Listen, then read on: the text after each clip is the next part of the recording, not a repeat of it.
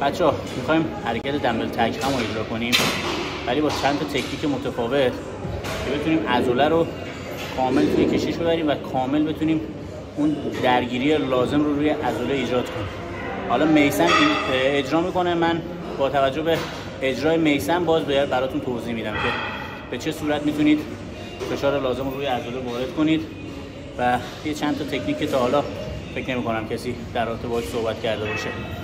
ببینید زاویه میثم رو دقیق نگاه کنید، فاصله پاها زیاد نیست. می‌بینید شما اگر فاصله پاهاتون رو ببرید زیاد کنید، کشش رو روی عضله هدف میندازید و درگیری لازم روی عضله ایجاد نمیشه.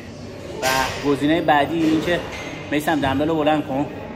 اگر میخواید باز فشار رو کامل از روی بازو بندازین، دمبل رو ببینین پایین دمبل و سر دمبل رو بدین به سمت پایین، اینجوری عضله رو بیارین توی فشار و کشش لازم رو ایجاد کنید. ببینیم فاصله پا هم مهمه، هرچی این فاصله پا بیشتر بشه عضله از توی کشش خارج میشه. هرچی این پا رو به هم نزدیکتر کنیم عضله رو خیلی بهتر میتونین درگیر کنین. مرسی. خوب شد؟ عالی.